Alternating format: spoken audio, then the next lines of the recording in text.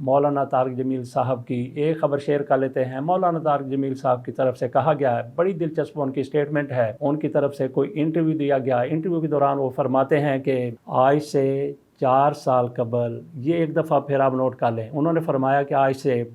4 سال قبل مجھے دوسری شادی کی پیشکشیں ہوتی تھیں، خواتین کی طرف سے پیشکشیں ہوتی تھیں، لیکن میں نے ان پیشکشوں کو قبول نہیں کیا، ظاہر ہے قبول نہیں کیا۔ مولانا طارق جمیل صاحب کی اس وقت عمر 67 سال ہے، جب ان کو پیشکشیں ہوتی تھیں اس وقت مولانا صاحب کی عمر تھی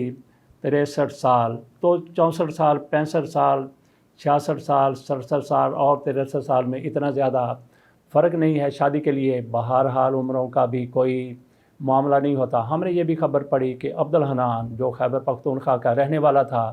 ان کی عمر 110 سال تھی اور ان کی شادی ہو گئی ایک بیوہ سے جن کی عمر تھی 55 سال۔ ان خاتون کا نام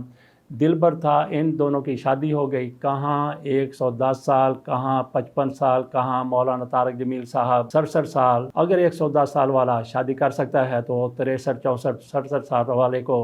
کیا مسئلہ ہے؟ جیسا کہ میں نے کہا کہ عمر کا اس میں کوئی ایسا معاملہ نہیں ہوتا، لیکن طارق جمیل صاحب کی طرف سے کہا گیا کہ میں نے دوسری شادی اس لیے نہیں کی کہ مجھے اپنی پہلی بیوی بڑی باوفا لگتی ہیں، وہ بڑی باوفا ہیں، انہوں نے میرے ساتھ بڑے مشکل حالات میں گزارا کیا ہے، اس لیے میں نے ان کی وفا کی وجہ سے دوسری شادی نہیں کی۔ گویا مولانا صاحب کو اگر ان کی وفاداری کا یقین نہ ہوتا تو دوسری شادی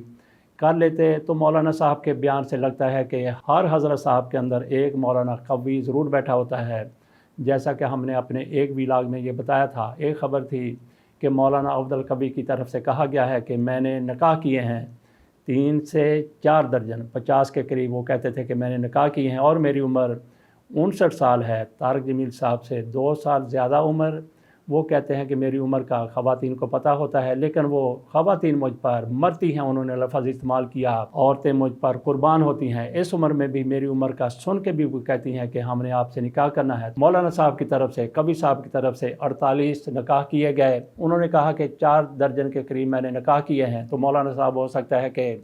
سینچری بنانے کے چکر میں ہوں۔ مولانا طارق جمیل صاحب کی بات کر رہے تھے، ہم نے یہ کہا کہ ہر مولوی کے اندر ایک مولانا قوی بیٹھا ہوتا ہے جسے دوسری شادی کا، تیسری شادی کا، حتیٰ کہ 40-50 نکاحوں تک کا شوق ہوتا ہے، جو مولانا عبدالقوی کی طرف سے یہ شوق پورا کیا گیا ہے۔ مولانا صاحب کی طرف سے کہا گیا کہ اگر میں دوسری شادی کر لیتا تو ہو سکتا ہے کہ جس طرح سے میں آج مولانا ہوں میں مولانا نہ ہوتا۔ تو مولانا طارق جمیل صاحب اگر 4 سال پہلے شادی کرتے، جیسا کہ ان کی طرف سے کہا گیا آج سے 4 سال پہلے مجھے شادیوں کی پیشکش تھی، تو مولانا صاحب آج سے 4 سال پہلے آپ شادی کرتے، آپ نے مولانا نہیں ہونا تھا تو پھر کیا ہونا تھا؟ مولانا آپ بن چکے تھے تو دوسری شادی، تیسری شادی، چوتھی شادی، مولانا قوی کی طرف سے بے شک آپ 50 شادیاں کر لیتے، لیکن آپ مولانا تھے، مولانا رہنا تھا، کیونکہ اس عمر میں آپ کوئی اور کام کرنے جوگے نہیں ہونے تھے۔ البتہ یہ ضرور ہے کہ اگر آپ نے، جیسے ہی آپ کی پہلی شادی ہوئی تھی اس کے دوسرے سال آپ کو دوسری شادی کی پیشکش ہو گئی تھی، اگر اس وقت آپ شادی کر لیتے تو پھر یہ سوال ضرور اٹھتا ہے کہ آپ مولانا ہوتے، آپ مولانا ہوتے یا کچھ اور ہوتے، تو ایسا ہو سکتا تھا کہ آپ مولانا نہ ہوتے، آپ ڈاکٹر ہوتے، جیسا کہ ڈاکٹر آپ کا پیشہ ہے، آپ ڈاکٹر ہوتے۔ اس کے علاوہ بھی ہو سکتا ہے کہ آپ کوئی بڑے پراپرٹی ٹائکون ہوتے، کوئی ٹیچر ہوتے یا کسی اور کاروبار سے منسلک ہوتے۔ باقی یہ تو نہیں ہو سکتا تھا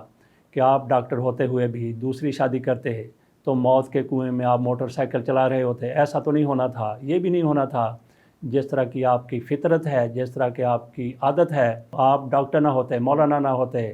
تو آپ کیسینو چلا رہے ہوتے، یہ بھی ممکن نہیں تھا، اور کوئی مہکدہ آپ نے کھول رکھا ہوتا، ایسا بھی ممکن نہیں تھا۔ بہرحال مولانا طارق جمیل صاحب کی طرف سے یہ کہنا کہ مجھے 4 سال قبل شادیوں کی پیشکش تھی، مولانا صاحب کے اندر کون سا مولانا قوی بیٹھا ہوا ہے؟ بہرحال تو ناظرین آپ ذرا انجوائے کیجئے مولانا طارق جمیل صاحب کے اس بیان سے، اور مولانا قوی صاحب نے جو کچھ کہا تھا تھوڑا سا اس پر بھی نظر دوڑا لیجئے۔ باقی مولانا طارق جمیل صاحب ماشاءاللہ سے